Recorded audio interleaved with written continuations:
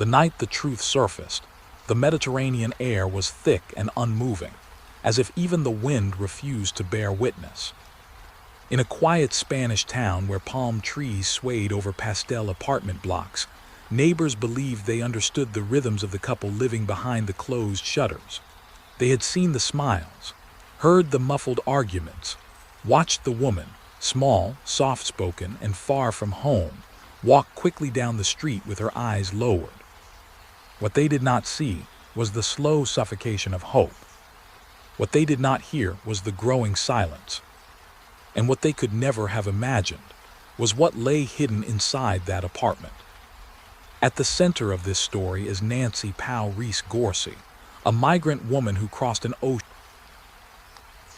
The night is deep, and the world around you is silent. Do you seek a story that will send a chill down your spine, yet lull you into a deep, heavy sleep? Real-life, unsolved mysteries paired with the soothing rhythm of rain. We are here to be your companion through the night. Welcome to Mr. True Crime for Sleep. Close your eyes, put on your headphones, and drift into the heart of the darkness. Subscribe for your nightly dose of haunting tranquility. Chasing the oldest dream in the world: safety, stability, and love. She left behind familiar streets in Guatemala, believing Europe, believing Spain, would offer something better.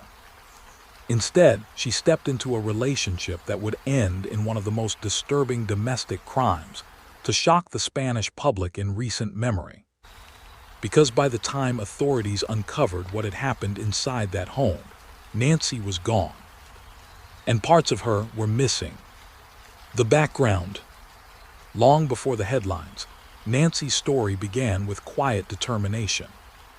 Friends who knew her in Guatemala remembered a woman who carried responsibility early in life. She was not reckless or impulsive.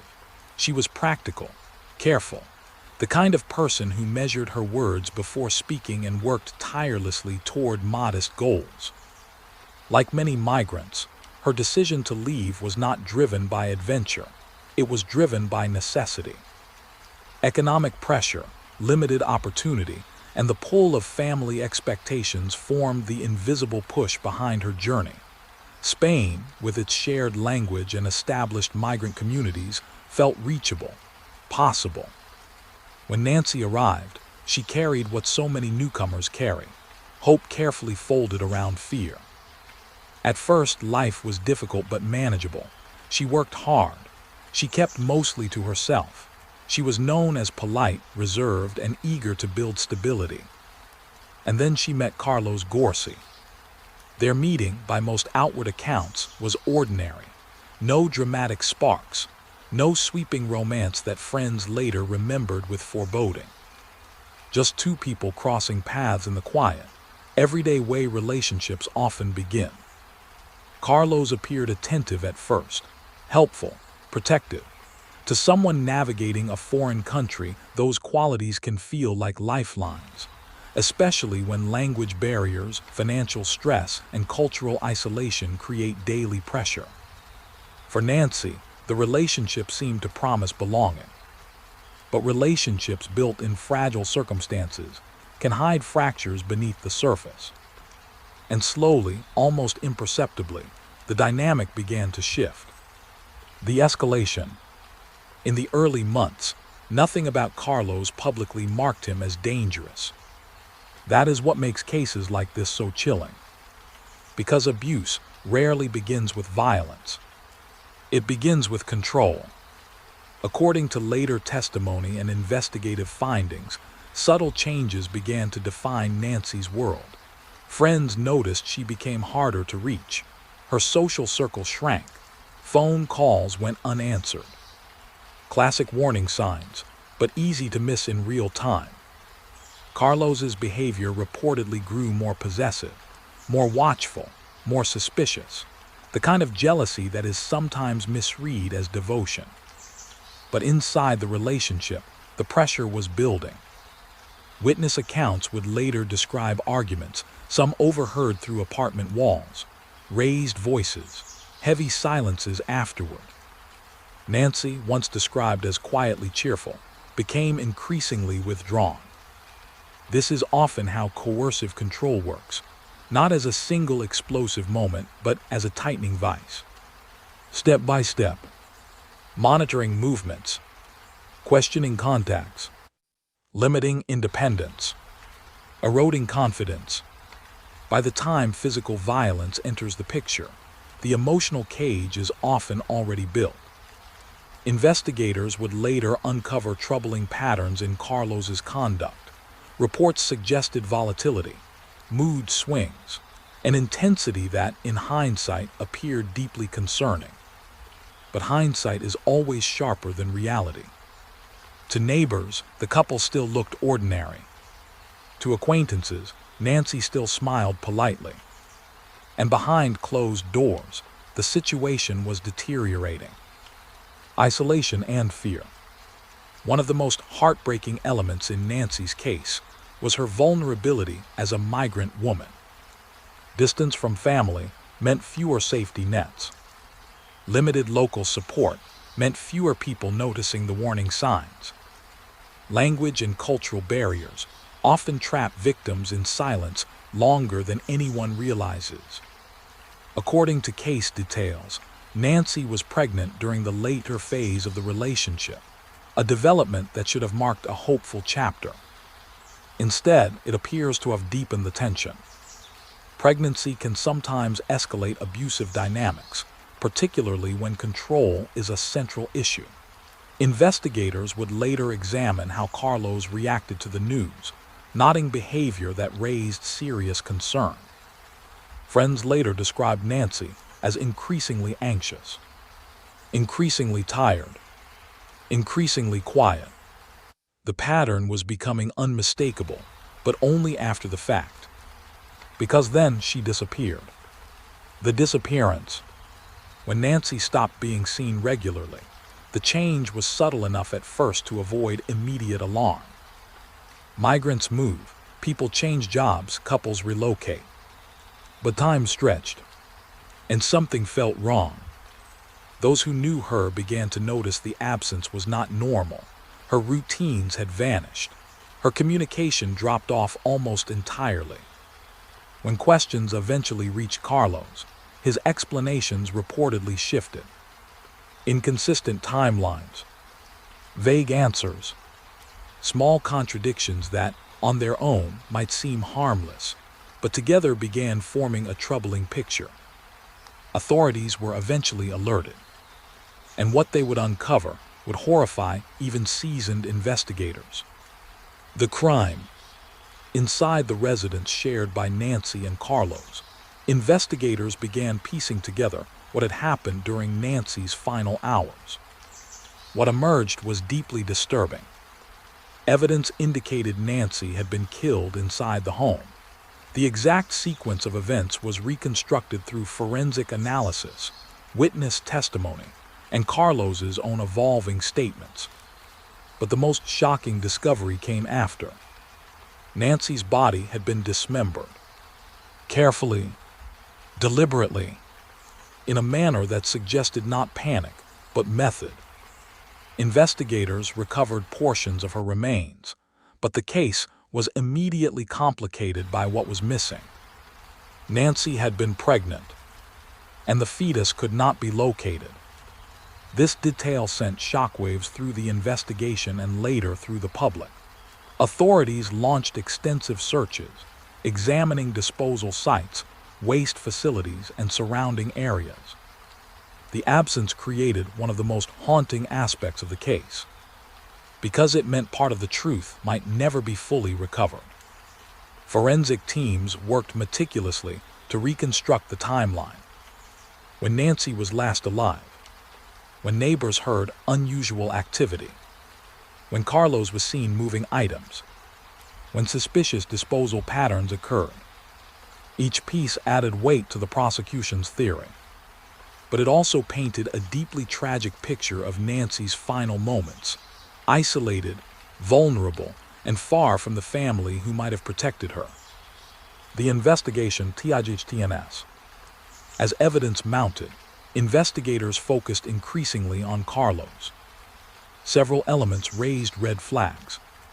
Contradictory statements, suspicious behavior after Nancy's disappearance, forensic evidence inside the home, disposal patterns consistent with body concealment. Authorities conducted detailed searches of the property, employing forensic specialists trained in detecting trace biological evidence even after attempted cleanup. What they found strengthened the case. Blood evidence, cleaning patterns, physical traces that suggested a violent event had occurred within the residence. Meanwhile, digital forensics began telling its own story. Phone records, search histories, movement data. Modern investigations often rely heavily on these silent witnesses, and in this case, they helped investigators narrow the timeline with chilling precision. Public attention grew rapidly as details emerged. Spain, a country already deeply aware of the dangers of gender-based violence, reacted with particular intensity.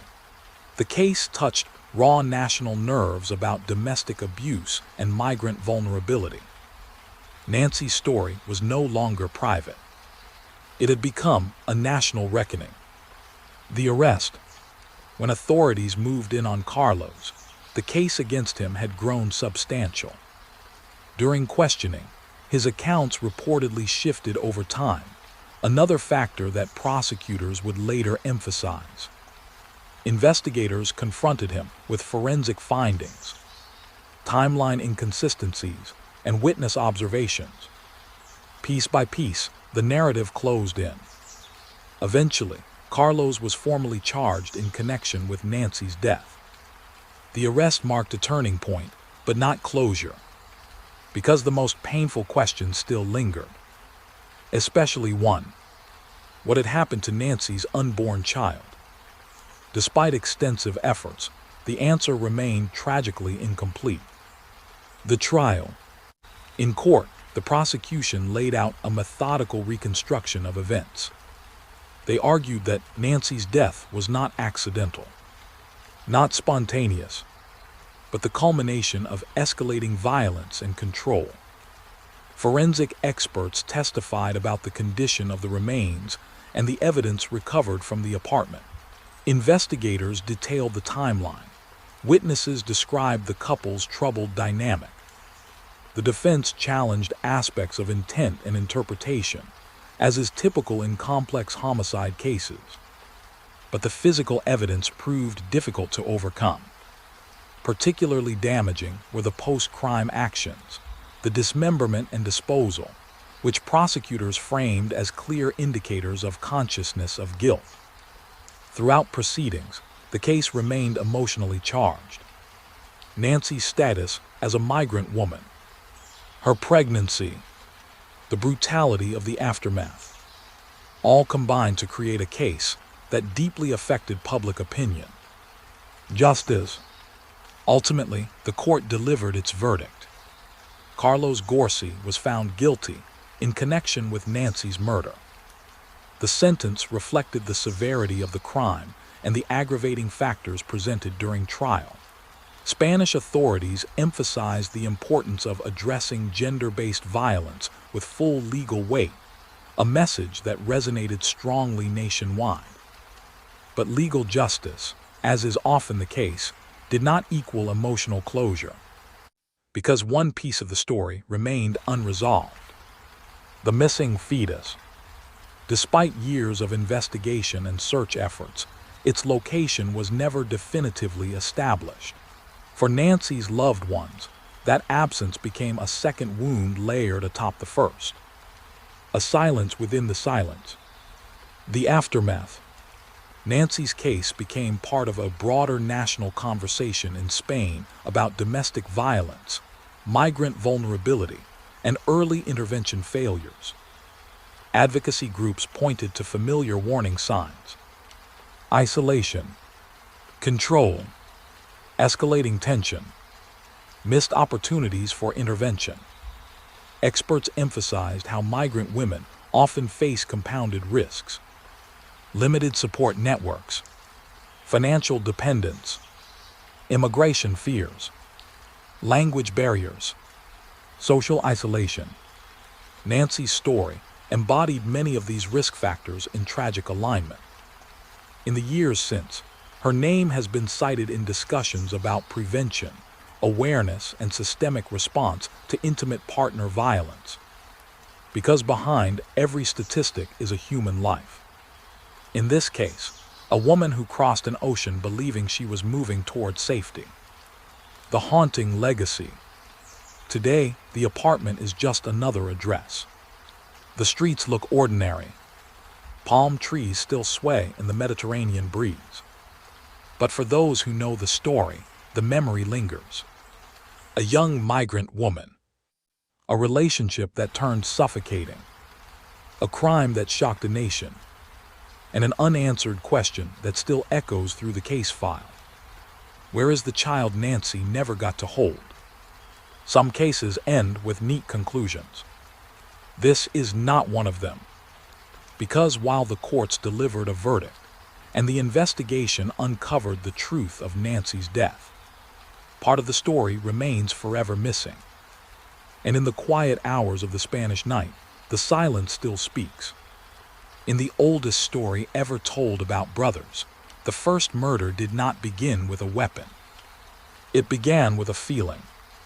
A quiet, festering shift inside the human heart. The moment when love curdles into comparison, and comparison hardens into resentment. Cain and Abel.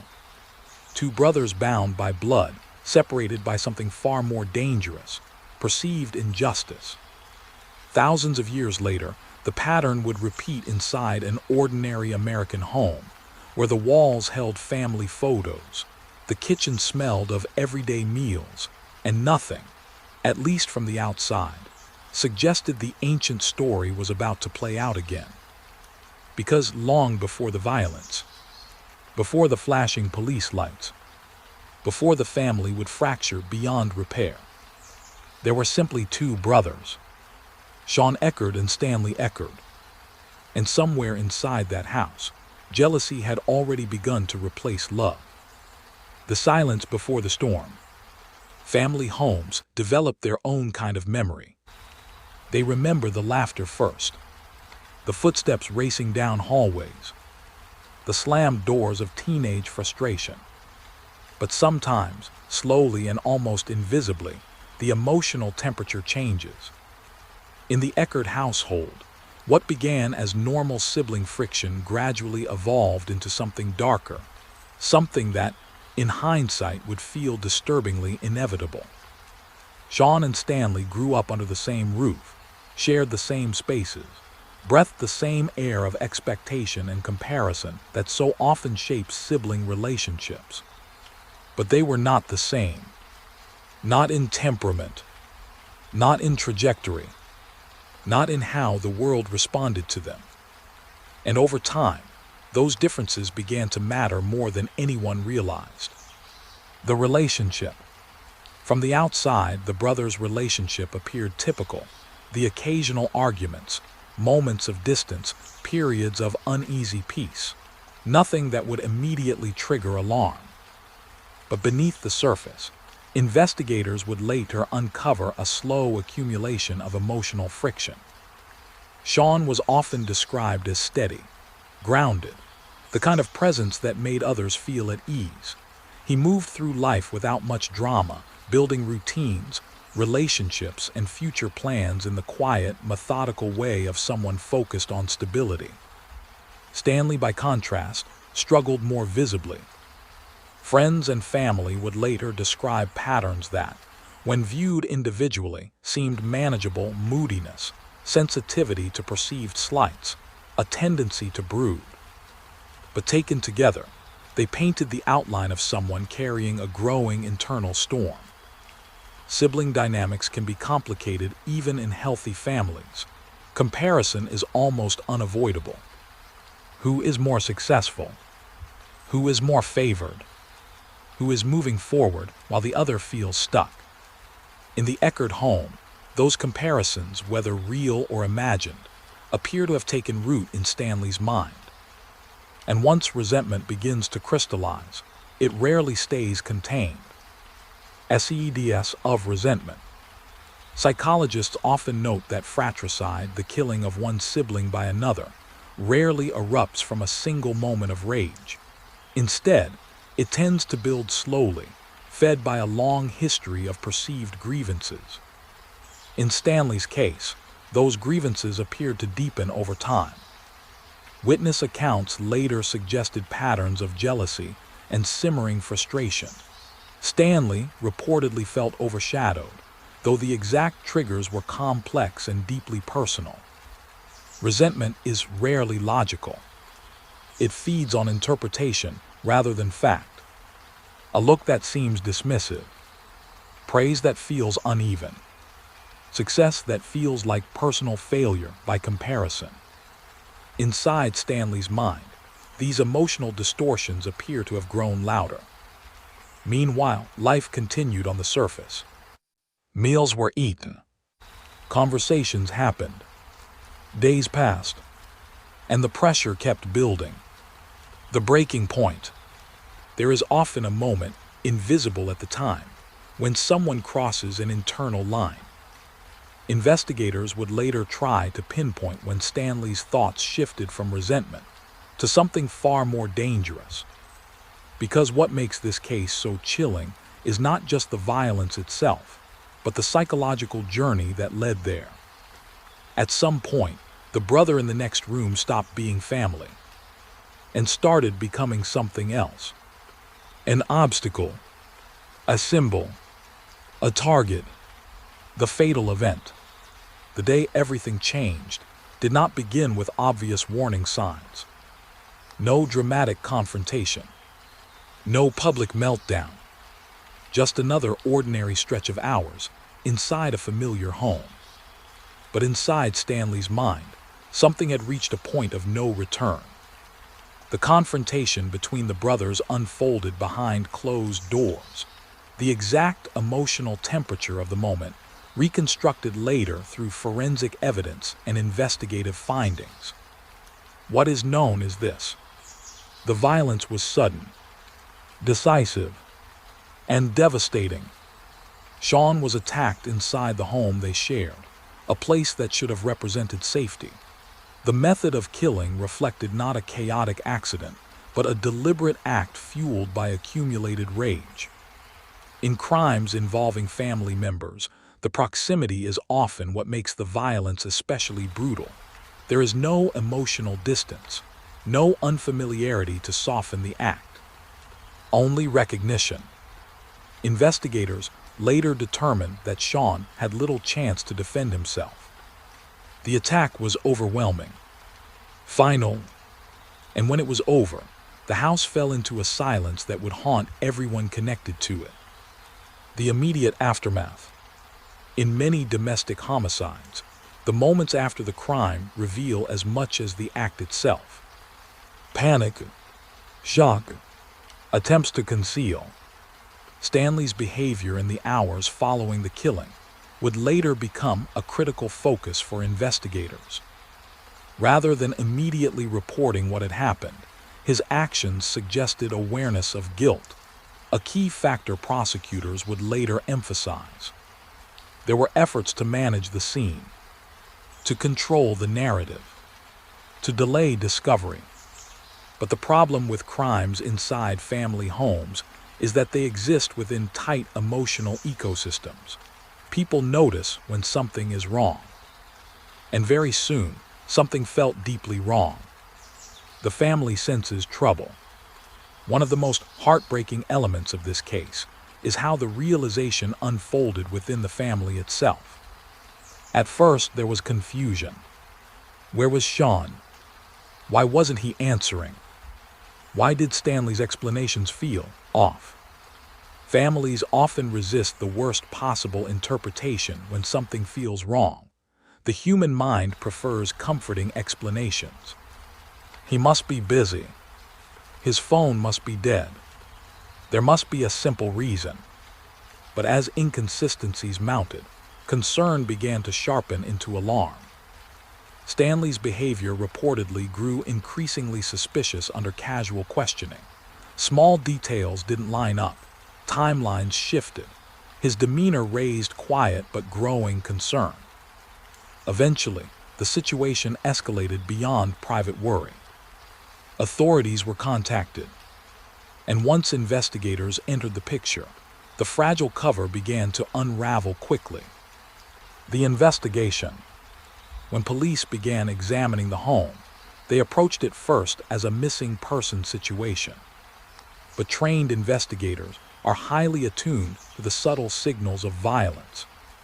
Inside the residence, they began noticing irregularities, signs that something physical had occurred, disturbances that didn't match Stanley's account. Forensic teams processed the scene methodically, documenting trace evidence, analyzing surfaces, and reconstructing the likely sequence of events. It did not take long for the focus to narrow. Because in cases like this, statistics are brutally clear. When someone disappears under suspicious circumstances, the perpetrator is often someone close. Very close. And Stanley was right there under the same roof. The net closes. As questioning intensified, the pressure on Stanley increased. Investigators confronted him with inconsistencies, with physical evidence, with timeline gaps that grew harder to explain. Accounts of his statements suggested they evolved over time, another classic red flag in homicide investigations. Meanwhile, forensic analysis continued strengthening the case. Blood evidence, scene reconstruction, behavioral indicators. Each piece tightened the investigative net. And slowly, the horrifying truth came into focus.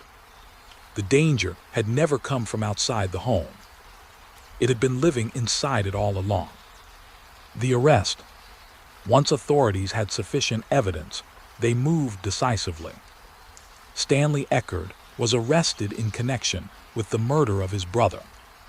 For the family, the moment was devastating in a uniquely painful way. Grief collided with disbelief. Loss collided with betrayal. Because unlike many murder cases, this one did not involve strangers or shadowy figures. It involved two sons, two brothers, one family now forced to confront the unthinkable. The psychological autopsy. In the aftermath, investigators and analysts attempted to understand the emotional pathway that led to the crime. Fratricide cases often share disturbing psychological themes. Long-term resentment, perceived favoritism, identity struggles, accumulated grievance. While every case is unique, Stanley's trajectory appeared to fit several known risk patterns associated with intra-family violence. Experts noted that unresolved jealousy, when combined with emotional instability and proximity to the perceived rival, can create highly volatile conditions. The tragedy is that these emotional pressures often remain hidden until it is far too late. The courtroom. During legal proceedings, prosecutors laid out a structured narrative. A brother consumed by resentment. A confrontation that turned lethal. Post-crime behavior indicating consciousness of guilt. Forensic evidence placing the violence squarely inside the home. The defense, as expected, challenged elements of intent and interpretation. But the physical evidence, combined with Stanley's behavior, proved deeply damaging. Ultimately, the court reached its verdict. Stanley Eckerd was found guilty in the killing of his brother Sean. Justice, in the legal sense, had been delivered. But for the family, nothing about the outcome felt like resolution. The aftermath. In the years following the case, the Eckerd family name became permanently tied to a tragedy that feels almost biblical in its emotional weight. Because fratricide carries a uniquely haunting quality. It violates one of humanity's most fundamental bonds. The expectation that, whatever happens in the outside world, family remains safe ground. In this case, that expectation shattered completely. Family members were left to navigate an impossible emotional landscape. mourning one son, while another sat behind bars. There is no roadmap for that kind of grief. The echo of Cain and Abel.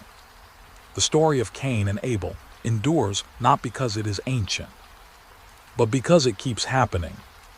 Different names, different houses, same emotional fault lines.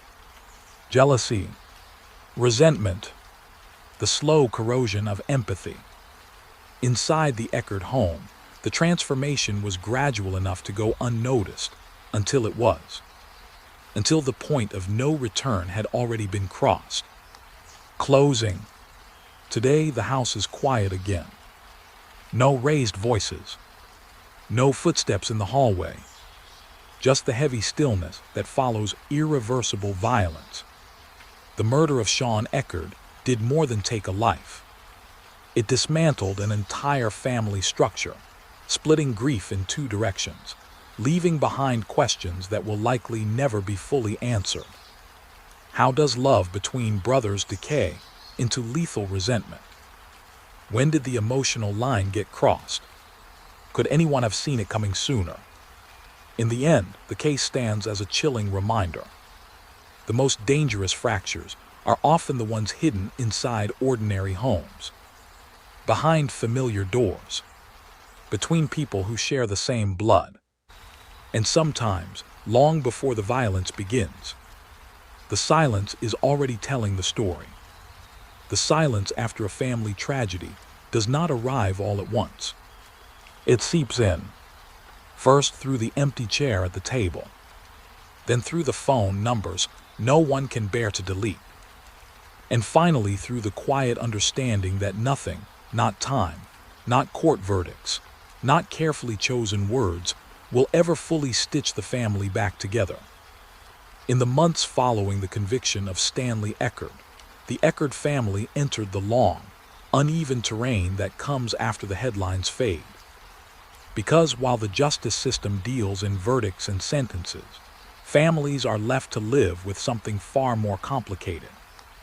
Contradictory grief. The fractured home. When a stranger commits a murder, families often unite in shared mourning.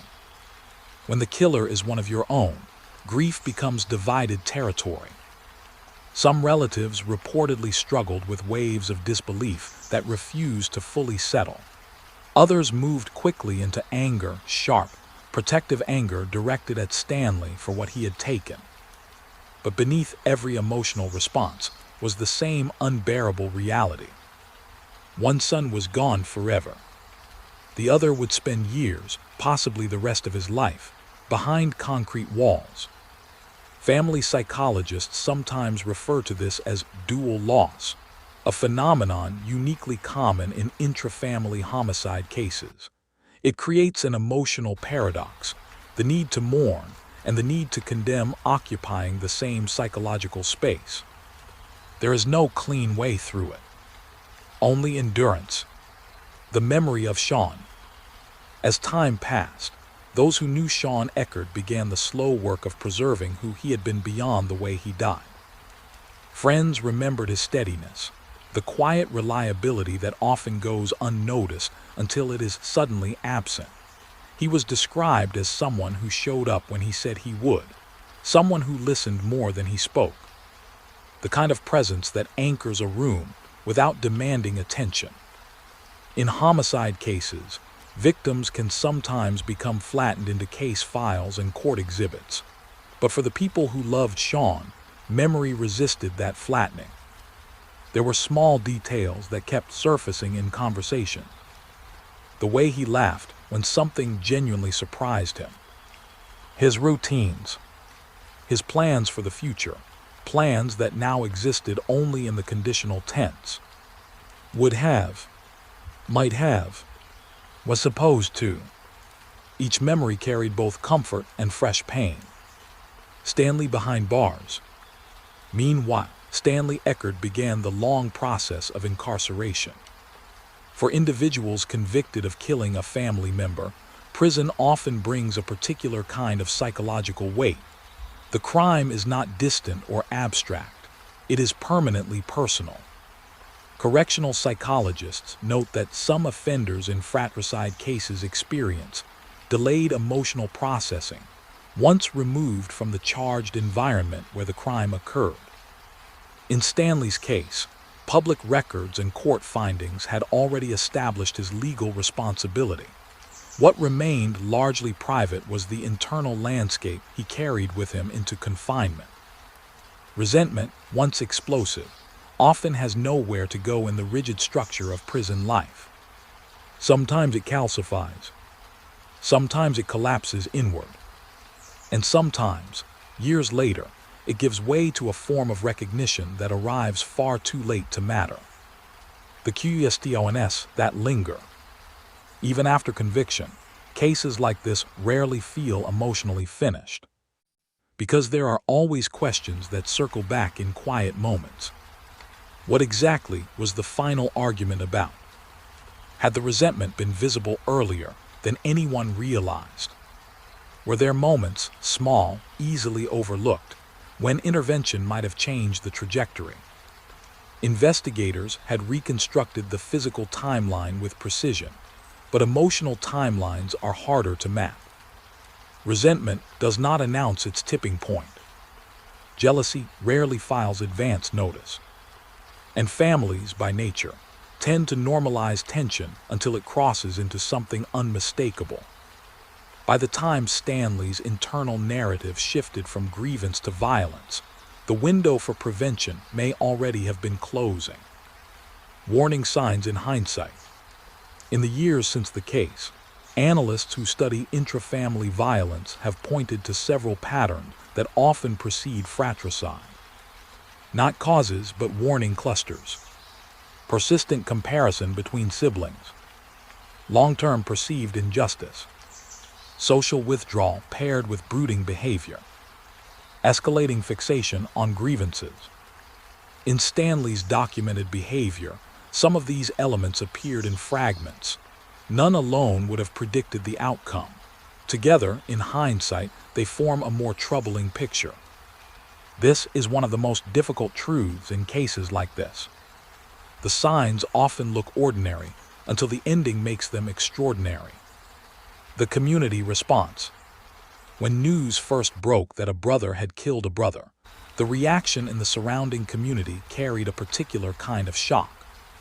Stranger violence, while always disturbing, fits more easily into the human tendency to create distance from danger.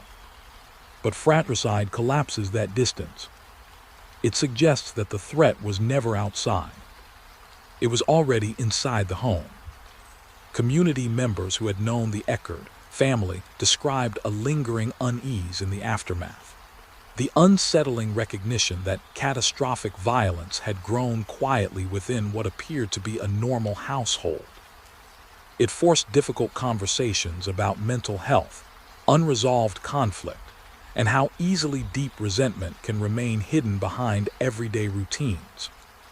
The family's private grief. Away from public attention, the Eckerd family faced the most complex task of all, continuing to exist as a family after the unimaginable had already happened. There are no cultural scripts for this, no widely understood rituals. Some families in similar situations fracture permanently.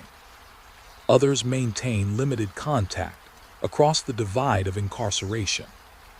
What remains consistent across cases is the enduring emotional weight carried by parents and close relatives. Because the loss is not singular, it is layered. They lost Sean to violence, and they lost the version of Stanley they once knew to the act itself. Even in cases where anger toward the perpetrator remains strong, the biological and emotional bond rarely disappears completely. It simply becomes complicated in ways that are difficult to explain to outsiders. The house that RMBRS. Homes where intrafamily homicides occur often take on an almost symbolic weight in the years that follow. Some families move quickly, unable to remain in the physical space where the violence happened. Others stay, determined not to let the location itself be defined solely by tragedy. In the Eckerd case, the house became, like many in similar stories, a silent witness. Walls repainted, rooms rearranged. But memory is not easily renovated. Every hallway still knows what happened. Every quiet night carries the echo of the moment everything changed. The broader pattern. While fratricide is statistically rare compared to other forms of homicide, experts note that when it does occur, the underlying dynamics often follow recognizable psychological pathways. Long-standing rivalry, identity struggles within the family system, accumulated grievances that remain unaddressed, access and proximity, the simple fact that siblings often share living space, making violent confrontation logistically easier once emotional barriers collapse. The Eckerd case fits uncomfortably within several of these known patterns. But what makes each case uniquely tragic is that none of these risk factors guarantee violence. Many siblings experience rivalry. Most never come anywhere close to lethal outcomes. Which is why the final step, the moment when resentment transforms into irreversible action, remains one of the most difficult human behaviors to predict. The final echo. Years from now, the official records will remain unchanged. Sean Eckerd, victim. Stanley Eckerd, convicted. Case closed in the procedural sense. But emotionally, stories like this never fully seal themselves off. Because every time someone hears the basic outline, brother kills brother, the same ancient question resurfaces. How does blood turn against blood? The answer is rarely sudden. It grows quietly, feeds on comparison, hardens through resentment, and sometimes, in the most ordinary of homes, it crosses a line that can never be uncrossed. Last image. Imagine the house at night now. Lights off, hallways still, no raised voices, no footsteps, just the heavy quiet left behind when a family story ends the wrong way. Somewhere in that silence lives the memory of what once was. Two brothers, one home, a bond that should have been unbreakable, and the moment it broke anyway.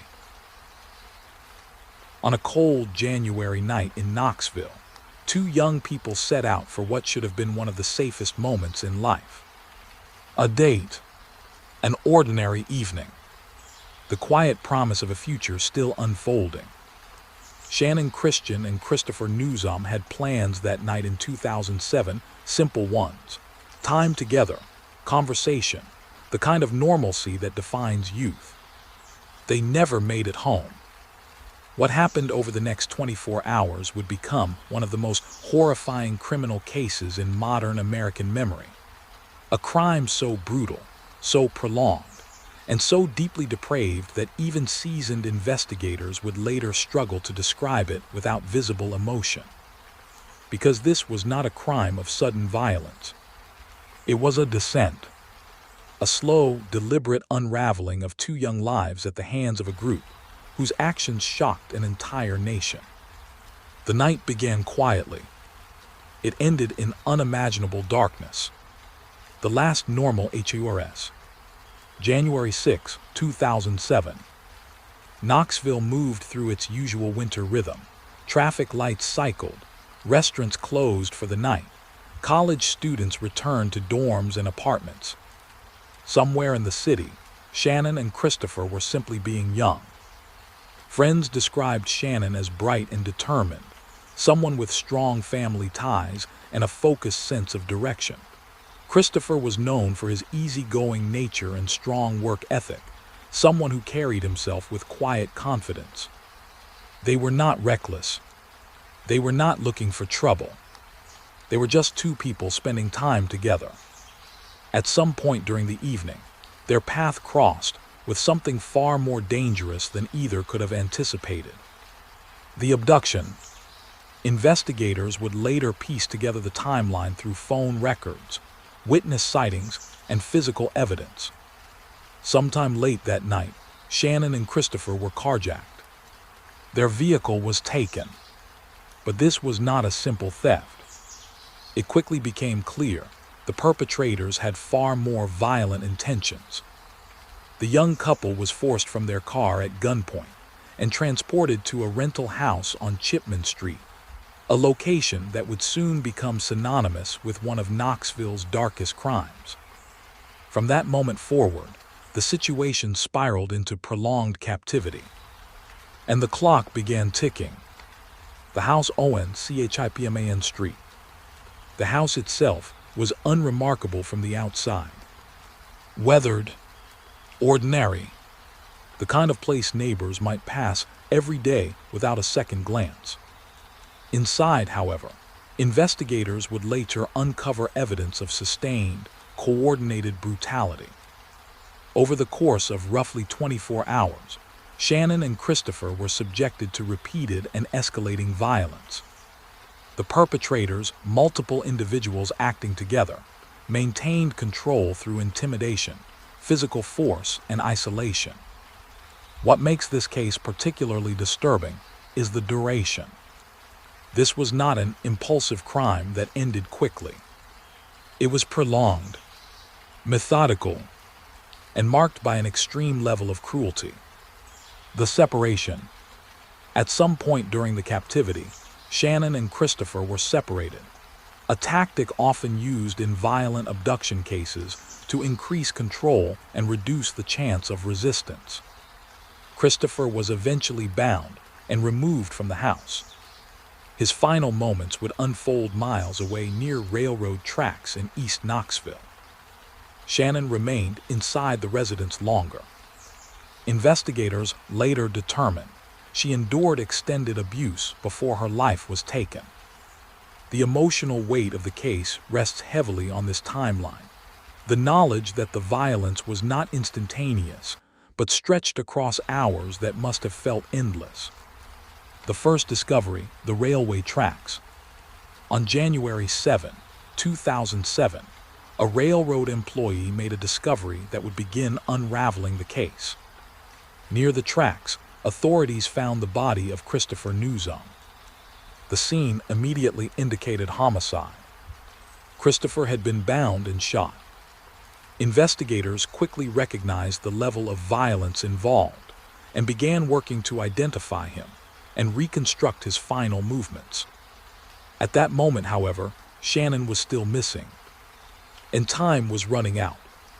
The second discovery, the trash can. Several days later, the investigation took an even more horrifying turn.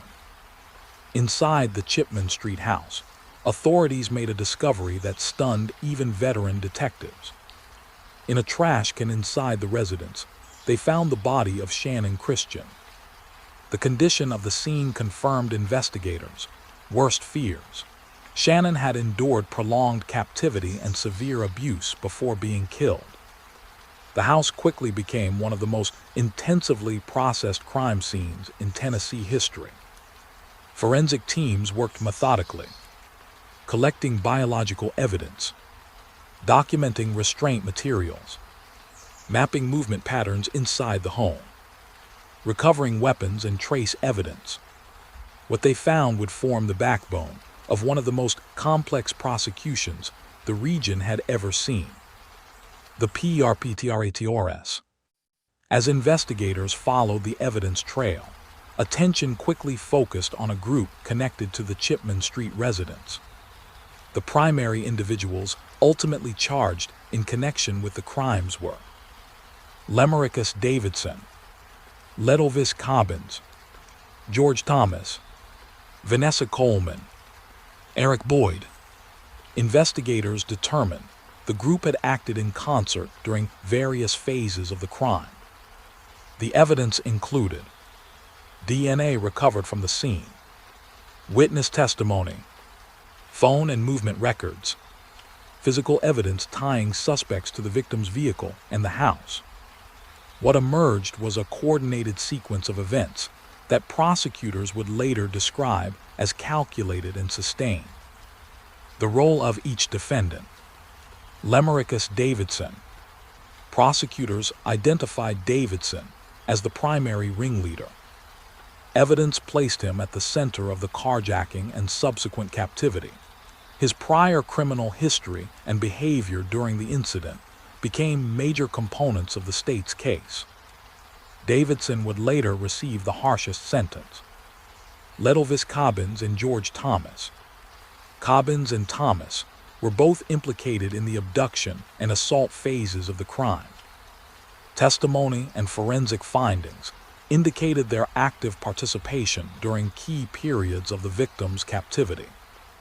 Their trials would later hinge on degrees of involvement and specific actions during the crime window. Vanessa Coleman. Coleman's role was more complex and became a focal point of legal debate. Prosecutors argued she facilitated the crime and failed to intervene despite knowledge of the ongoing violence. Her defense emphasized limited direct participation. The jury ultimately weighed her level of responsibility carefully. Eric Boyd. Boyd was charged later as an accessory. Investigators alleged he assisted the perpetrators after the crime and helped move evidence. His prosecution would unfold separately from the main trials. The investigation BYLDS. Law enforcement moved rapidly once the scope of the crime became clear. Search warrants. Forensic sweeps. Interviews that stretched for hours.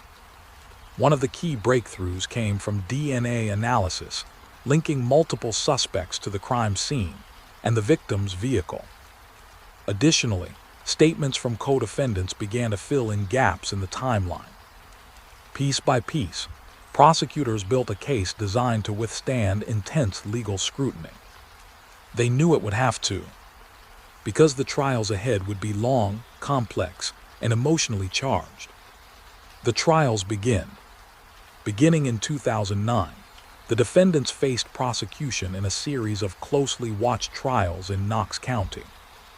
The courtroom atmosphere was described by observers as heavy and emotionally raw. Families of Shannon and Christopher sat through testimony detailing the final hours of their children's lives, testimony that was often difficult even for seasoned legal professionals to hear. Prosecutors presented extensive forensic evidence, eyewitness accounts, defendant statements, crime scene reconstruction. The defense teams challenged the credibility of certain witnesses and disputed levels of individual responsibility. But the physical evidence remained powerful. Verdicts and SENTNCS. Over multiple trials, the defendants received the following outcomes. Lemericus Davidson, convicted and sentenced to death. Ledelvis Cobbins, convicted and sentenced to life without parole.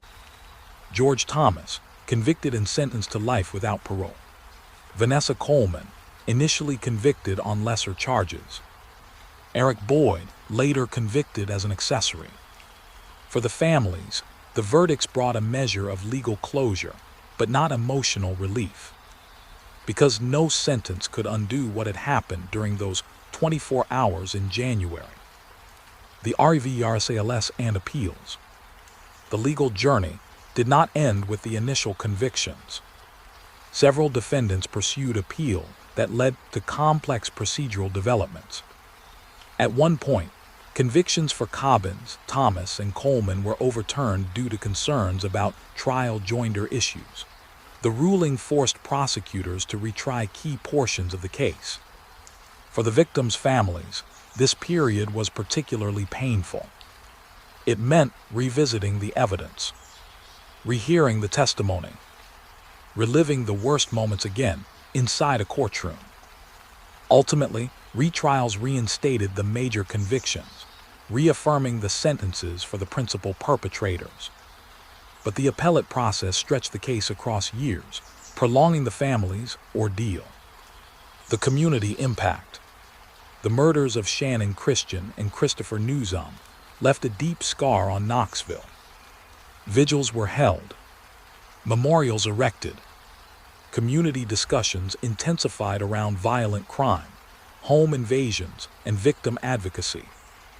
The case became one of the most widely discussed criminal prosecutions in Tennessee in the late 2000s. Law enforcement agencies later cited the investigation as an example of coordinated forensic work and multi-defendant prosecution strategy. But behind the procedural lessons remained the human cost. 2 young lives, gone in a way almost too brutal to comprehend. The families' voices. Throughout the trials and appeals, the families of Shannon and Christopher remained visible and steadfast. They attended hearings, gave victim impact statements, and spoke publicly about preserving the memory of their children beyond the violence that took them. Their message remained consistent. Remember who Shannon was. Remember who Christopher was. Not just how they died. In many ways, that effort became its own form of justice, reclaiming the narrative from the brutality of the crime. Closing. January nights still come quietly to Knoxville. Cars still move along the same roads. Railroad tracks still cut through the city. And the house on Chipman Street, though changed by time, remains part of the city's memory. The murders of Shannon Christian and Christopher Nuzum stand as one of the most sobering reminders of how quickly ordinary life can collapse into nightmare. A date night, a sudden abduction, 24 hours of unimaginable cruelty, and families forever changed. Justice in the legal sense was eventually delivered, but the loss, the real loss, echoes far beyond any courtroom. Because some crimes do more than take lives. They mark a community. They reshape families. And they leave behind a silence that never fully fades. In the years after the verdicts, the case did not simply fade into the background of Knoxville's history. It lingered in court filings, in annual memorials, in the quiet routines of 2 families learning how to live in a world permanently altered by violence. Because the end of a trial is not the end of a story. For the families of Shannon Christian and Christopher Nuzum, the legal process had delivered accountability, but grief does not operate on a legal timetable. It moves in waves, and sometimes, years later, it hits just as hard as the beginning. The long shadow of APPLS. Even after the major convictions were secured, the case remained active in the appellate system. Defense teams continued to challenge procedural issues, particularly the earlier rulings that had once overturned convictions for Letelvis Cobbins, George Thomas, and Vanessa Coleman before retrials reinstated the outcomes. For the victims' families, each appeal carried a familiar dread. Another hearing, another legal brief, another moment where the worst night of their lives was pulled back into public view. Appellate courts ultimately upheld the core findings of guilt in the major cases, reinforcing the life sentences and the death penalty imposed on Lemericus Davidson. But the process stretched across years, a reminder that in complex, multi-defendant cases, justice often arrives in stages rather than a single decisive moment. Eric Boyd's separate path. Unlike the others, Eric Boyd faced a later and separate prosecution. Investigators had alleged he assisted after the abduction, helping with the victim's vehicle and other post-crime actions. His trial added another chapter to the already long legal saga. In 2018, Boyd was convicted of being an accessory after the fact in the carjacking and murders. The verdict reinforced prosecutors' long-standing argument that the crime had involved a network of cooperation, even among those who were not present for every moment of the violence. For the families, Boyd's conviction did not reopen old wounds so much as confirm what they had long believed, that the suffering Shannon and Christopher endured had been enabled by multiple people making catastrophic choices. The house and the city. Over time, the physical landscape of Knoxville continued to evolve. Properties changed hands, neighborhoods shifted, but certain locations became permanently etched into the city's collective memory. Chipman Street, the railroad tracks, places that, for many residents, would always carry an undercurrent of what happened in January 2007. Criminologists sometimes refer to this as geographic haunting, when specific locations retain symbolic weight long after the physical evidence is gone. In Knoxville, the case became part of local history, discussed in classrooms, law enforcement trainings, and community forums about violent crime. What INVSTIGTORS learned. Behind the scenes, the case also became a study in complex, multi-suspect investigation. Law enforcement agencies later pointed to several key elements that helped secure convictions. Rapid scene preservation. The Chipman Street house was locked down quickly, allowing forensic teams to recover critical biological and trace evidence. DNA coordination. The case relied heavily on modern DNA analysis, linking multiple suspects to both victims and locations.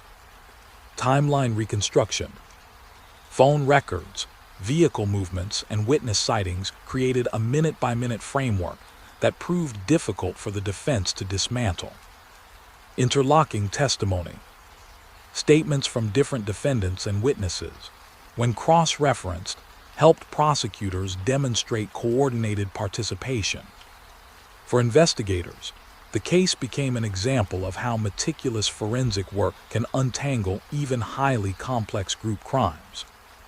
But they would also acknowledge something else. Cases like this leave emotional residue, even for seasoned professionals. The FAMILIS enduring mission. In the years following the trials, both families made deliberate efforts to ensure that Shannon Christian and Christopher Newsom would be remembered for their lives, not only their deaths. Scholarships, memorial events, community outreach. Friends and relatives often emphasize the same themes when speaking publicly. Shannon's determination, Christopher's kindness, their plans for the future that were never allowed to unfold. Victim advocates note that this reframing, reclaiming the victims' identities, is often a critical part of long-term healing for families affected by violent crime.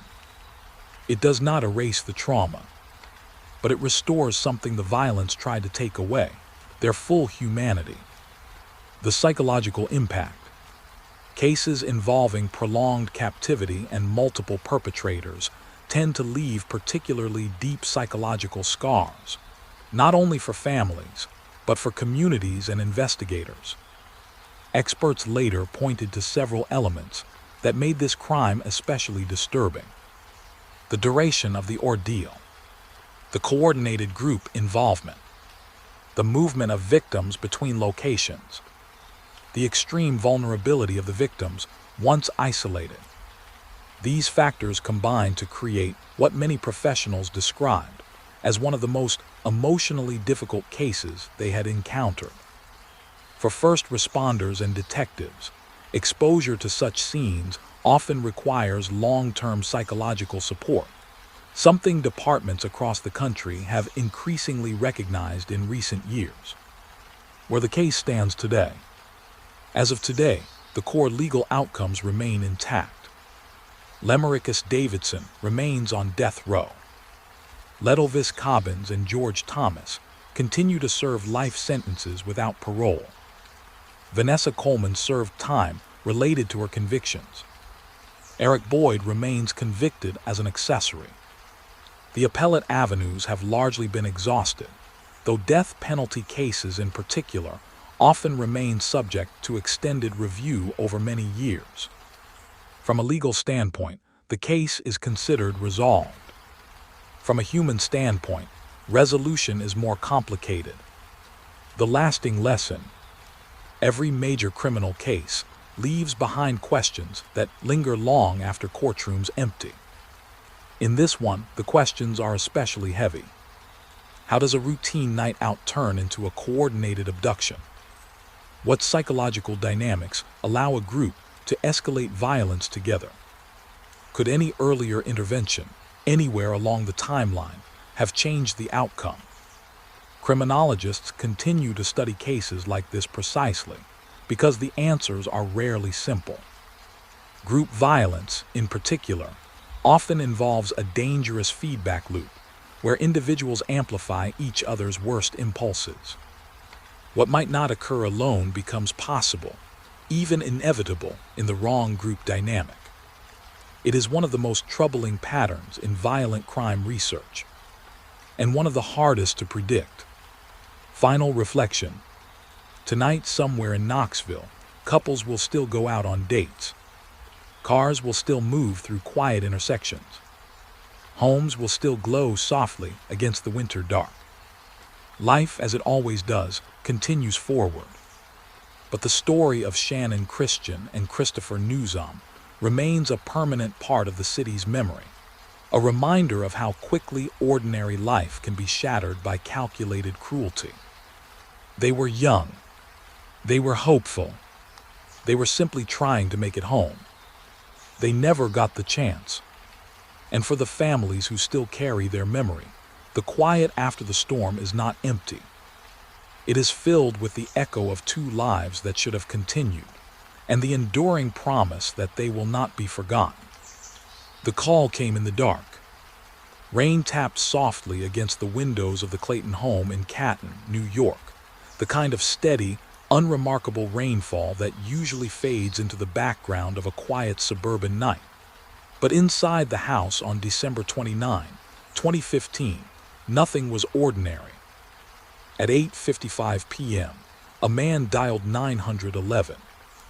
His voice trembled, breath short, words colliding with panic.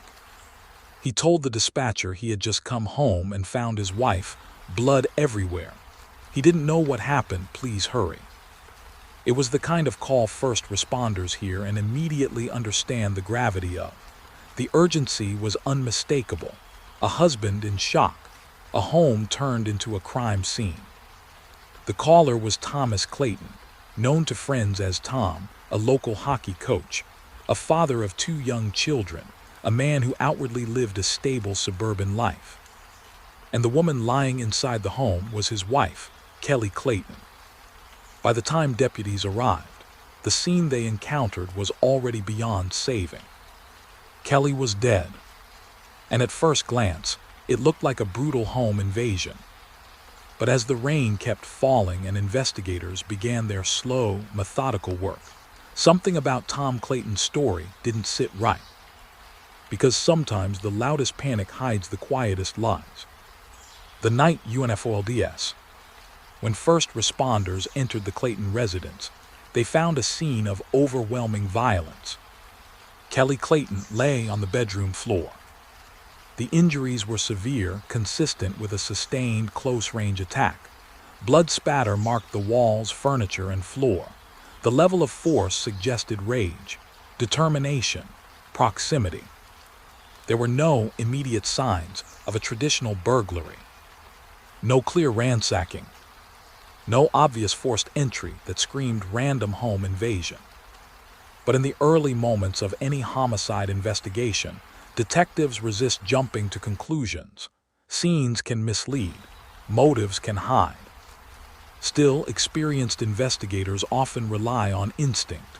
And that night, quiet questions were already forming. The husband's story.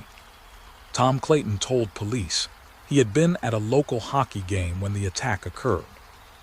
He said he returned home to the horrific discovery and immediately called 911. On paper, it sounded plausible. He had an alibi location. There was no weapon immediately visible near him. He presented as distraught. But homicide investigators are trained to look beyond surface emotion. They begin, almost automatically, by asking, does the timeline hold? Does the behavior align? Does the physical evidence match the story? In the Clayton case, those questions would soon start to multiply. The scene speaks. Forensic teams processed the home carefully. Blood pattern analysis indicated the attack had been personal and sustained. This was not a quick strike followed by flight. The assailant had remained in close proximity to Kelly during the assault. Investigators also noted something subtle but important. The scene lacked the chaotic disruption often seen in true burglary-turned-homicide cases. There was violence, but not the kind of opportunistic disorder that typically accompanies a random intruder. That discrepancy didn't prove anything yet, but it planted doubt. Early red flags. Within days, detectives began quietly expanding their focus beyond the possibility of an unknown intruder. Statistically, when a person is killed inside their home, the perpetrator is often someone known to them, frequently a spouse or intimate partner. Investigators began taking a closer look at Tom Clayton's movements, relationships, and communications. What they found would slowly begin to reshape the entire case. Phone records, financial patterns, personal associations. Piece by piece, the image of a random home invasion started to erode. Enter Michael Beard. As detectives dug deeper into Tom Clayton's connections, one name began surfacing repeatedly. Michael Beard. Beard was not part of the Claytons' immediate social circle, but the investigative trail suggested contact between him and Tom in the period leading up to Kelly's murder. When authorities located Beard, the case took a dramatic turn. Under questioning, Beard provided statements that would ultimately become central to the prosecution's theory. He claimed the killing was not random. It was arranged. And according to Beard, Tom Clayton was the one who set it in motion. Following the money. One of the most powerful tools in conspiracy investigations is financial tracking. Detectives began examining Tom Clayton's transactions in the weeks before the murder. They identified suspicious cash withdrawal, unusual financial movements, patterns that prosecutors would later argue were consistent with payment for a murder-for-hire plot. Meanwhile, Beard's account included details about being recruited and transported for the purpose of attacking Kelly. Investigators worked carefully to corroborate each piece of his story. Because in cases involving accomplice testimony, independent verification is critical. And in the Clayton case, that corroboration began to emerge. The role of Mark. Another figure entered the investigation, Mark Spaulding. Spaulding was connected to Beard and became part of the prosecution's narrative about how the plot unfolded. Evidence suggested Spaulding had helped facilitate Beard's travel to the Clayton home on the night of the murder. Phone data, witness statements, and movement records placed key individuals in alignment with the timeline prosecutors were building. The picture was becoming clearer and far more disturbing. The conspiracy takes shape. According to prosecutors, Tom Clayton had not simply stumbled into tragedy. He had engineered it. Their theory laid out a chilling sequence. Clayton allegedly sought someone to kill his wife. Contact was made through intermediaries. Michael Beard was recruited as the attacker. Travel and payment were arranged.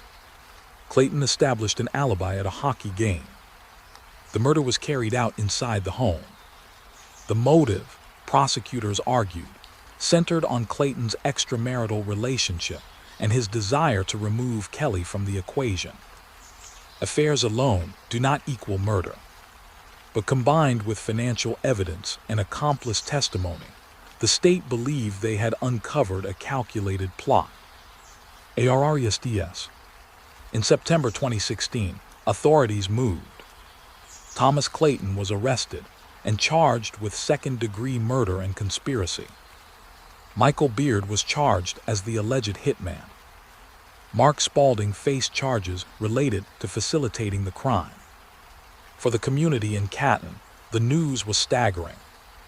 What initially looked like a tragic home invasion had transformed into an alleged murder for hire, orchestrated from inside the marriage itself.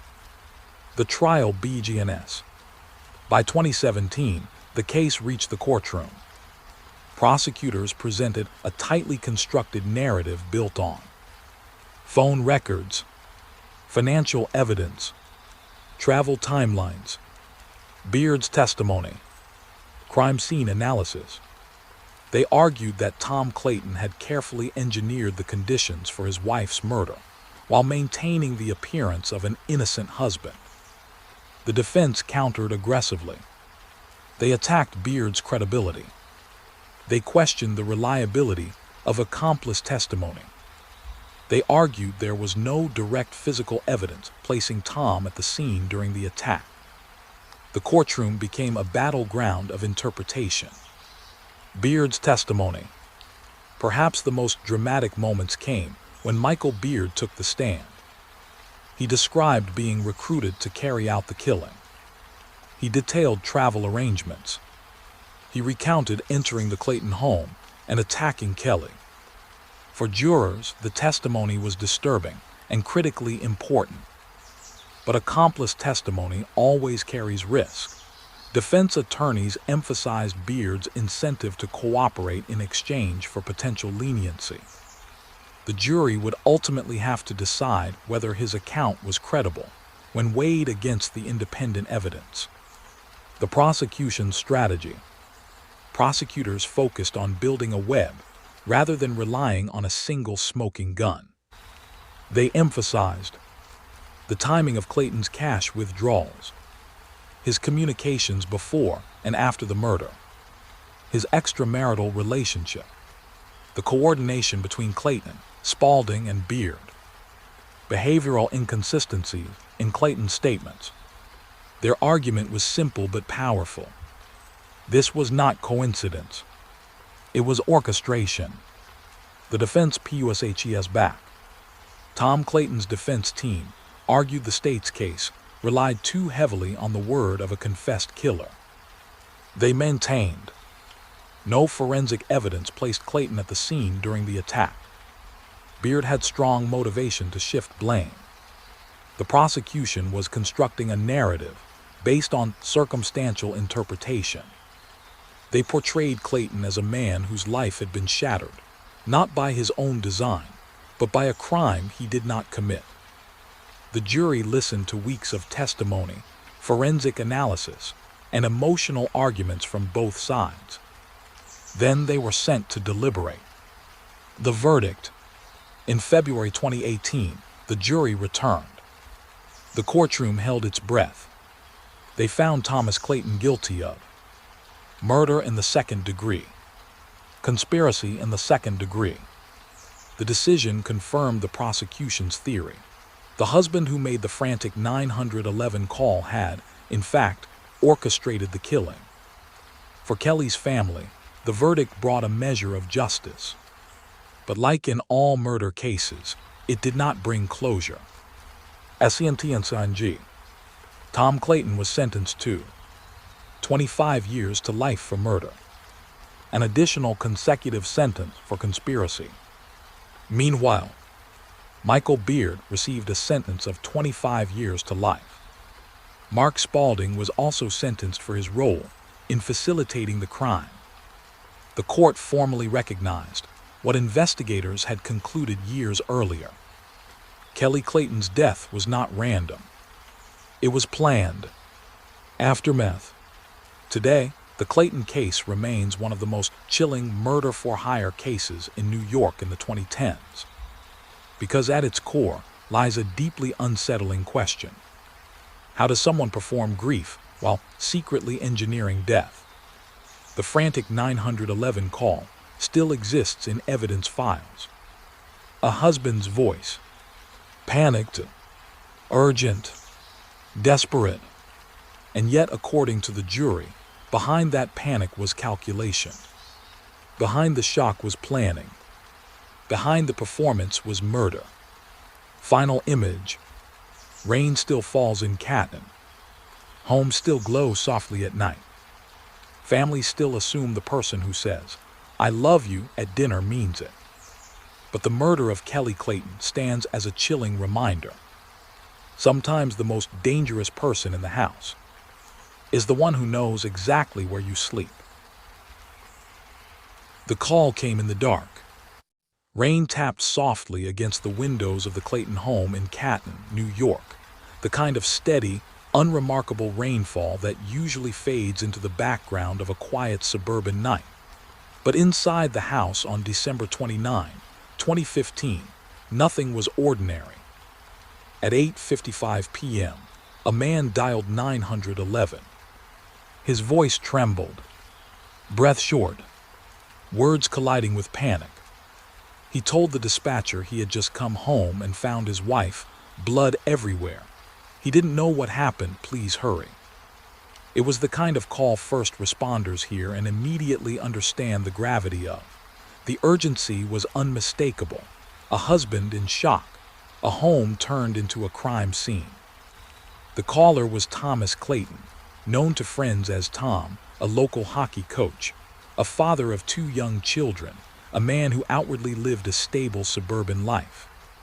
And the woman lying inside the home was his wife, Kelly Clayton. By the time deputies arrived, the scene they encountered was already beyond saving. Kelly was dead, and at first glance, it looked like a brutal home invasion. But as the rain kept falling and investigators began their slow, methodical work, something about Tom Clayton's story didn't sit right. Because sometimes the loudest panic hides the quietest lies. The night UNFOLDS. When first responders entered the Clayton residence, they found a scene of overwhelming violence. Kelly Clayton lay on the bedroom floor. The injuries were severe, consistent with a sustained close-range attack.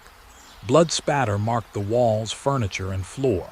The level of force suggested rage, determination, proximity. There were no immediate signs of a traditional burglary. No clear ransacking. No obvious forced entry that screamed random home invasion. But in the early moments of any homicide investigation, detectives resist jumping to conclusions. Scenes can mislead. Motives can hide. Still, experienced investigators often rely on instinct. And that night, quiet questions were already forming. The husband's story. Tom Clayton told police he had been at a local hockey game when the attack occurred. He said he returned home to the horrific discovery and immediately called 911. On paper, it sounded plausible. He had an alibi location. There was no weapon immediately visible near him. He presented as distraught. But homicide investigators are trained to look beyond surface emotion.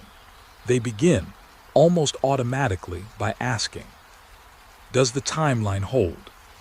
Does the behavior align? Does the physical evidence match the story? In the Clayton case, those questions would soon start to multiply. The scene speaks. Forensic teams processed the home carefully. Blood pattern analysis indicated the attack had been personal and sustained. This was not a quick strike followed by flight. The assailant had remained in close proximity to Kelly during the assault. Investigators also noted something subtle but important. The scene lacked the chaotic disruption often seen in true burglary-turned-homicide cases. There was violence, but not the kind of opportunistic disorder that typically accompanies a random intruder. That discrepancy didn't prove anything yet, but it planted doubt. Early red flags. Within days, detectives began quietly expanding their focus beyond the possibility of an unknown intruder. Statistically, when a person is killed inside their home, the perpetrator is often someone known to them, frequently a spouse or intimate partner. Investigators began taking a closer look at Tom Clayton's movements, relationships, and communications. What they found would slowly begin to reshape the entire case. Phone records, financial patterns, personal associations. Piece by piece, the image of a random home invasion started to erode. Enter Michael Beard. As detectives dug deeper into Tom Clayton's connections, one name began surfacing repeatedly: Michael Beard. Beard was not part of the Claytons' immediate social circle, but the investigative trail suggested contact between him and Tom in the period leading up to Kelly's murder. When authorities located Beard, the case took a dramatic turn. Under questioning, Beard provided statements that would ultimately become central to the prosecution's theory. He claimed the killing was not random. It was arranged. And according to Beard, Tom Clayton was the one who set it in motion. Following the money. One of the most powerful tools in conspiracy investigations is financial tracking. Detectives began examining Tom Clayton's transactions in the weeks before the murder. They identified suspicious cash withdrawal, unusual financial movements, patterns that prosecutors would later argue were consistent with payment for a murder-for-hire plot. Meanwhile, Beard's account included details about being recruited and transported for the purpose of attacking Kelly. Investigators worked carefully to corroborate each piece of his story. Because in cases involving accomplice testimony, independent verification is critical. And in the Clayton case, that corroboration began to emerge. The role of Mark. Another figure entered the investigation: Mark Spaulding.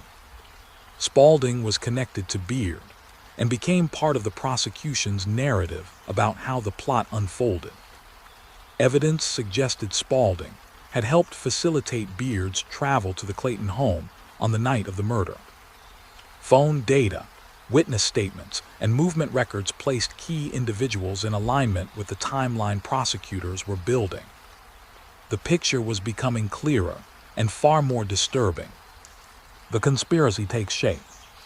According to prosecutors, Tom Clayton had not simply stumbled into tragedy.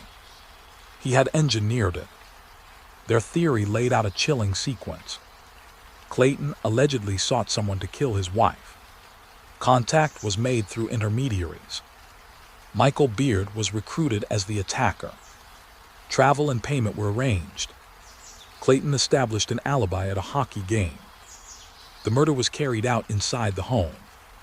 The motive, prosecutors argued, centered on Clayton's extramarital relationship and his desire to remove Kelly from the equation. Affairs alone do not equal murder, but combined with financial evidence and accomplice testimony, the state believed they had uncovered a calculated plot. ARRESTS. In September 2016, authorities moved.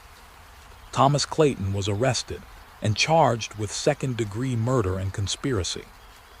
Michael Beard was charged as the alleged hitman.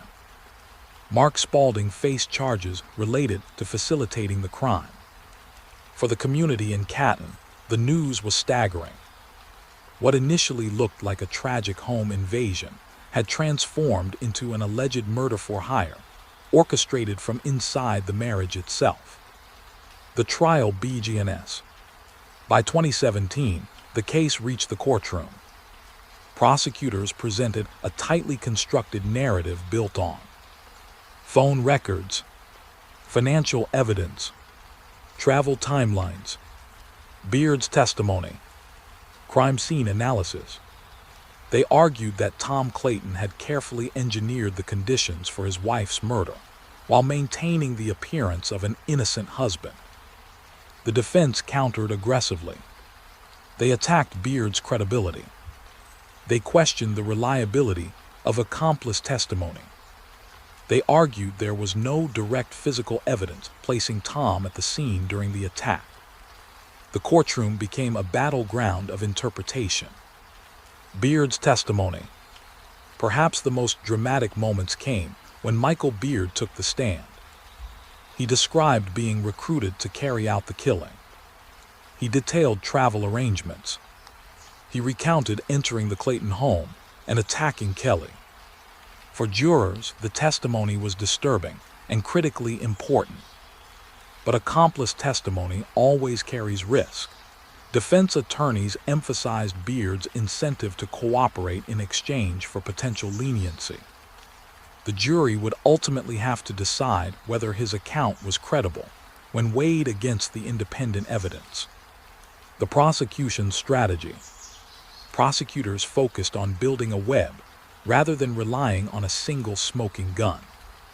They emphasized the timing of Clayton's cash withdrawals, his communications before and after the murder, his extramarital relationship, the coordination between Clayton, Spaulding, and Beard, behavioral inconsistencies in Clayton's statements. Their argument was simple but powerful. This was not coincidence. It was orchestration. The defense pushes back. Tom Clayton's defense team argued the state's case relied too heavily on the word of a confessed killer. They maintained no forensic evidence placed Clayton at the scene during the attack. Beard had strong motivation to shift blame. The prosecution was constructing a narrative based on circumstantial interpretation. They portrayed Clayton as a man whose life had been shattered, not by his own design, but by a crime he did not commit. The jury listened to weeks of testimony, forensic analysis, and emotional arguments from both sides. Then they were sent to deliberate. The verdict. In February 2018, the jury returned. The courtroom held its breath. They found Thomas Clayton guilty of murder in the second degree, conspiracy in the second degree. The decision confirmed the prosecution's theory. The husband who made the frantic 911 call had, in fact, orchestrated the killing. For Kelly's family, the verdict brought a measure of justice. But like in all murder cases, it did not bring closure. SCNTNSNG. Tom Clayton was sentenced to 25 years to life for murder, an additional consecutive sentence for conspiracy. Meanwhile, Michael Beard received a sentence of 25 years to life. Mark Spaulding was also sentenced for his role in facilitating the crime. The court formally recognized what investigators had concluded years earlier. Kelly Clayton's death was not random. It was planned. Aftermath. Today, the Clayton case remains one of the most chilling murder-for-hire cases in New York in the 2010s. Because at its core lies a deeply unsettling question. How does someone perform grief while secretly engineering death? The frantic 911 call still exists in evidence files. A husband's voice. Panicked, urgent, desperate. And yet, according to the jury, behind that panic was calculation. Behind the shock was planning. Behind the performance was murder. Final image. Rain still falls in Canton. Homes still glow softly at night. Families still assume the person who says, "I love you" at dinner means it. But the murder of Kelly Clayton stands as a chilling reminder. Sometimes the most dangerous person in the house is the one who knows exactly where you sleep. Night has a way of exposing how fragile life really is. One moment everything is ordinary footsteps across a quiet campus, a familiar walk home, the soft glow of a phone screen in the dark. The next, something shifts. A door closes, a shadow moves, and two lives full of plans and promise are pulled violently off course. There is an old belief that evil leaves traces. Sometimes it's a witness who remembers the wrong car at the wrong hour. Sometimes it's a digital footprint buried in a phone's memory. And sometimes, most chilling of all, it's a fingerprint pressed into drying blood, waiting patiently for someone to notice. This is the story of two young women whose lives were stolen in very different ways, and of the evidence that refused to stay buried. Because in both cases, the killers made the same fatal mistake. They left something behind. Lauren Burke was the kind of student professors remembered. Focused, polite, the sort of person who showed up early and stayed late. Friends described her as steady, not reckless, not someone who courted danger. Her routines were predictable in the comforting way that makes people feel safe. Which is why the night she vanished felt so wrong. It began quietly. Lauren left campus as she had many times before. The evening air was cool, the pathways familiar.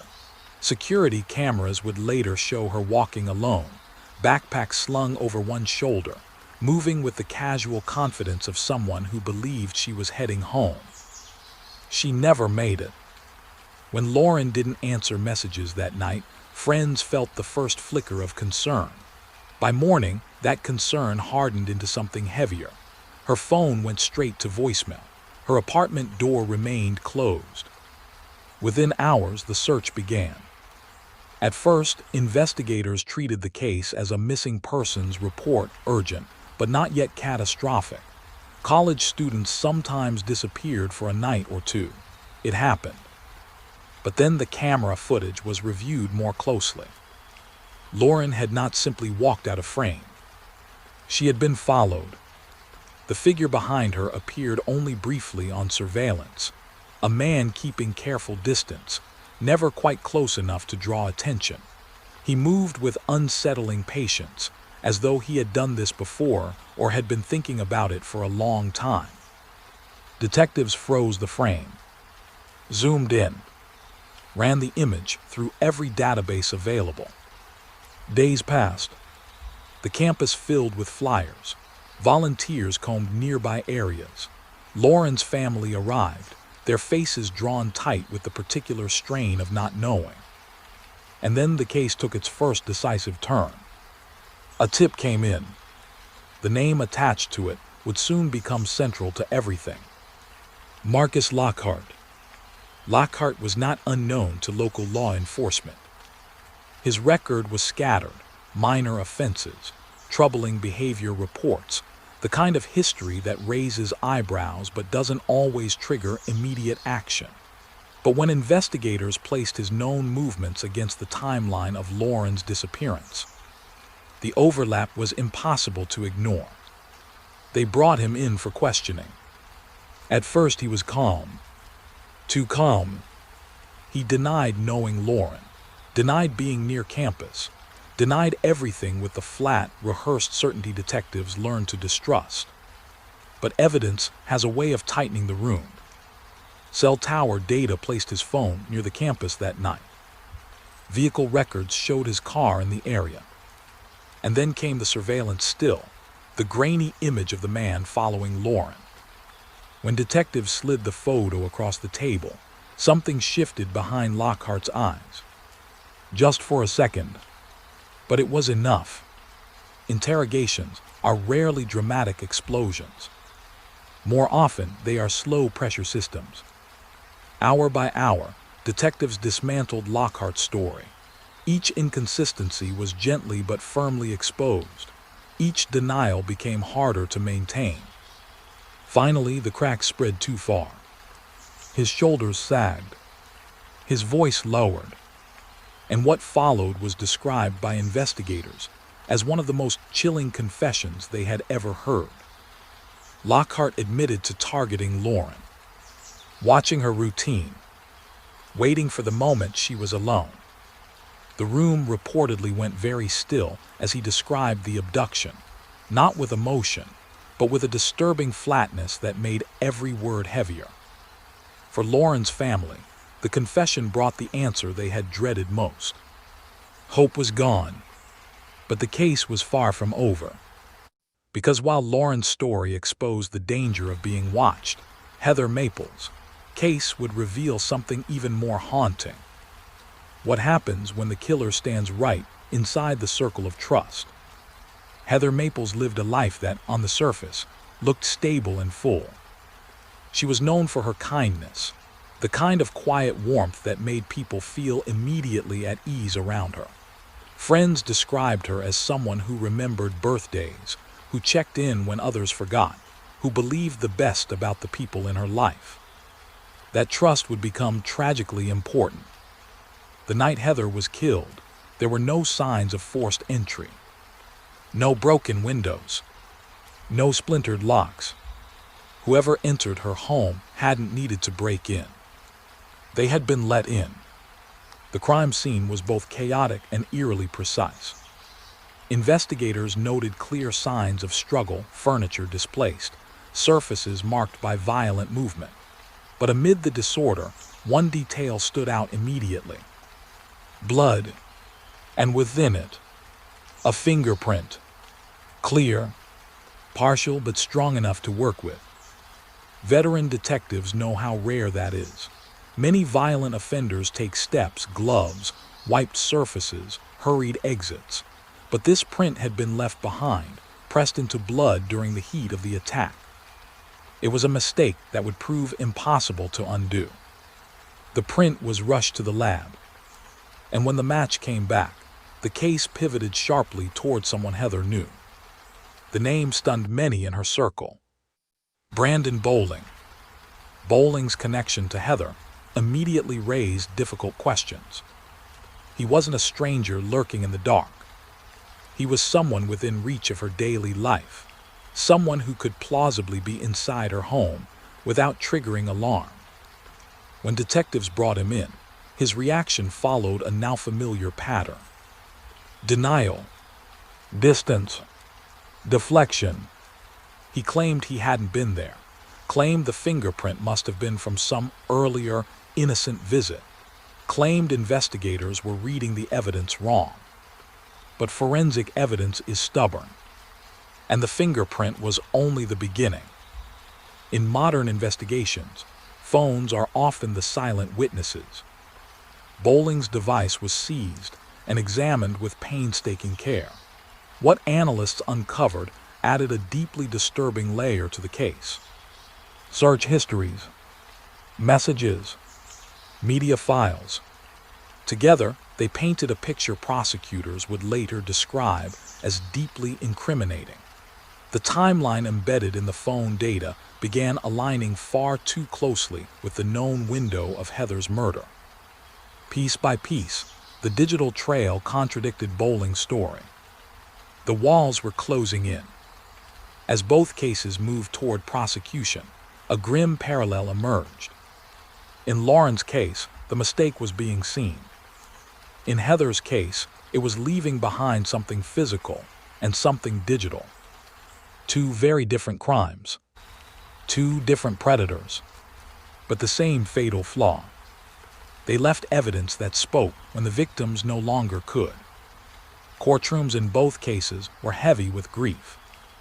Lauren Burke's family sat through the recitation of her final hours, every timestamp, every frame of footage, every word of Lockhart's confession.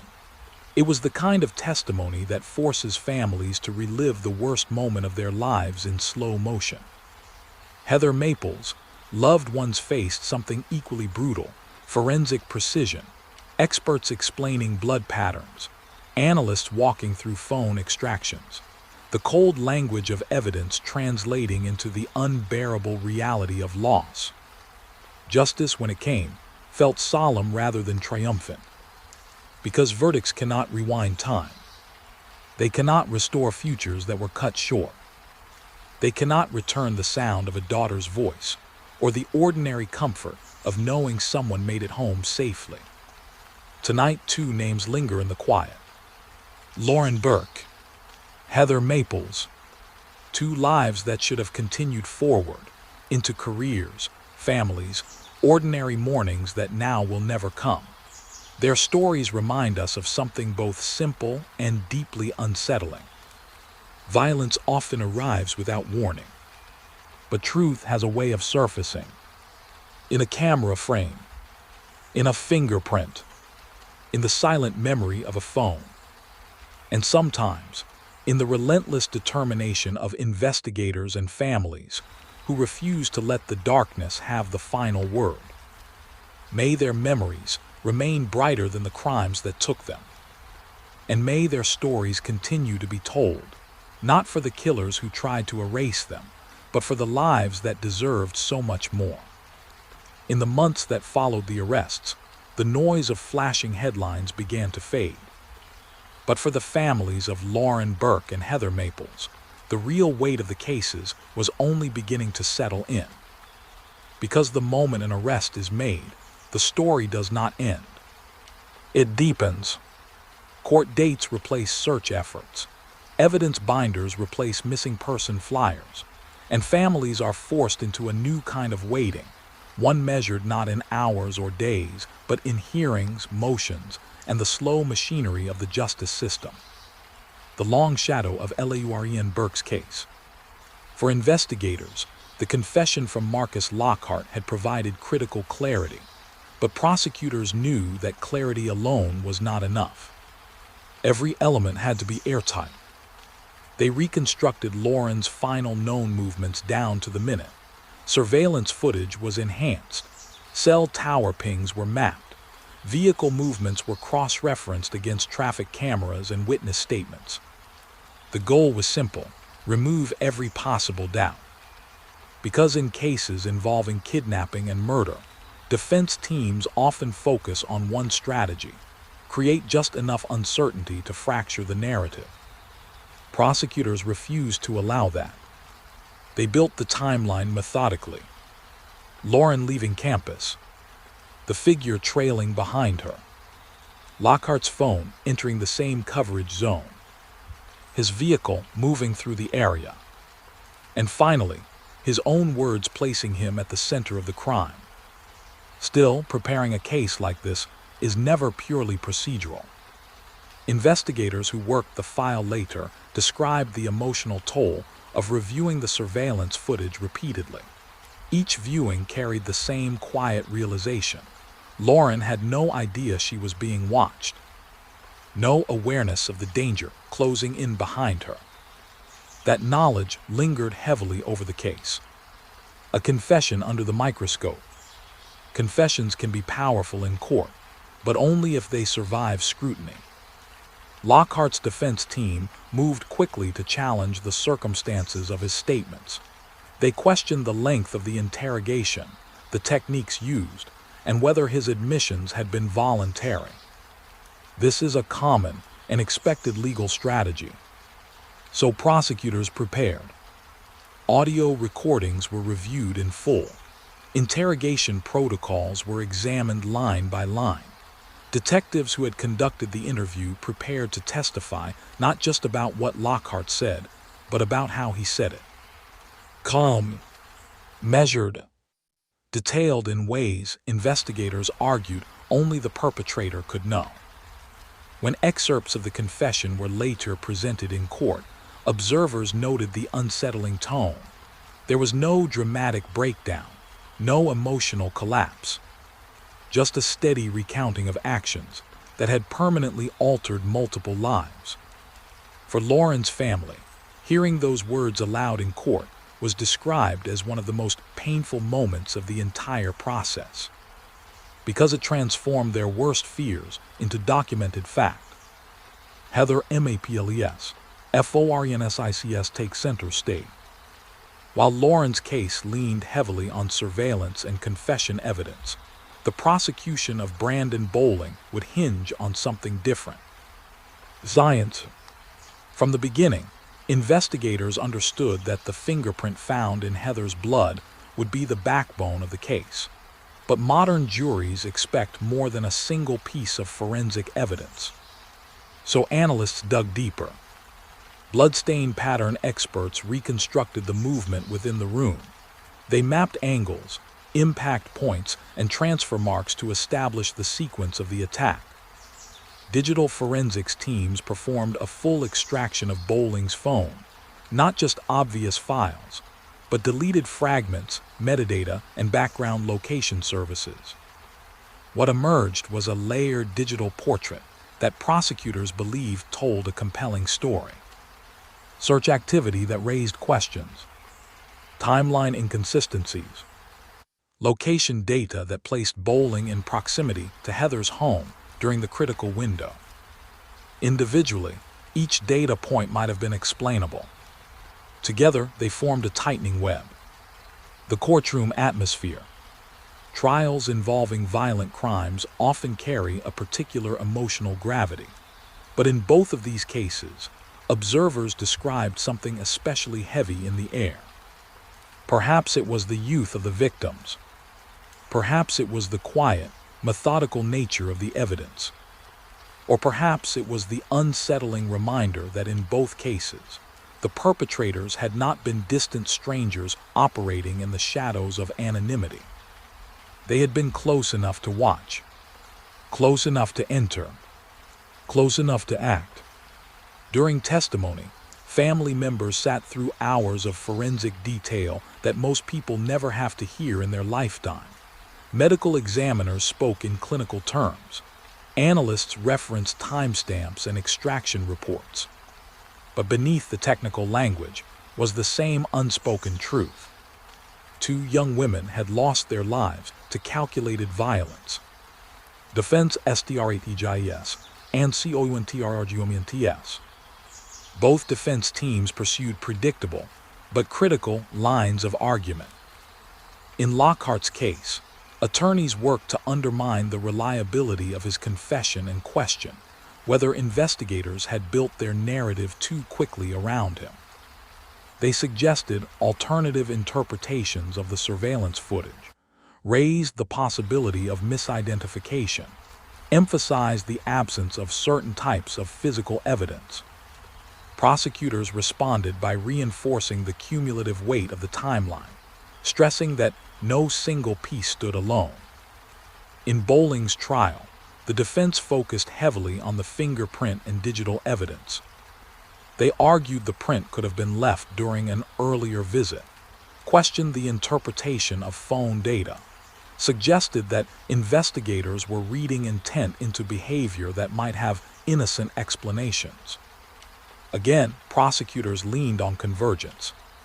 Fingerprint, blood, phone records, movement patterns, each piece reinforcing the others. Verdicts and aftermath. When the verdicts finally arrived in both cases, they were delivered into courtrooms already heavy with anticipation. In Lauren Burke's case, the jury found Marcus Lockhart guilty, accepting the prosecution's argument that the evidence, including his own confession, left no reasonable doubt. In Heather Maples' case, Brandon Bowling was also convicted, the forensic and digital trail proving decisive. For the families, the verdicts brought a form of legal closure, but not emotional closure. That distinction is important, because while the justice system can assign responsibility, it cannot repair absence. The quiet after justice. After sentencing, media attention gradually moved on, as it always does. New cases, new headlines, new tragedies competing for public focus. But for the families of Lauren and Heather, time did not reset. Grief, unlike news cycles, does not fade on schedule. Birthdays still arrive. Holidays still carry empty spaces. Phones still hold old messages that can't quite be deleted. What remains, years later, is memory. Lauren's steady determination. Heather's warmth and kindness. 2 lives defined not by the violence that ended them, but by the ordinary goodness that came before it. Final reflection. Cases like these force an uncomfortable awareness into the open. Danger does not always announce itself. Predators do not always look the way we expect. And sometimes the smallest overlooked trace, a shadow in a camera frame, a fingerprint pressed into blood, a location ping buried in phone data, becomes the voice that speaks for someone who no longer can. Lauren Burke, Heather Maples. May their stories continue to be told with the dignity they deserve. And may the evidence that brought truth to light stand as a reminder of something investigators know all too well. No matter how carefully someone tries to erase their actions, something is almost always left behind.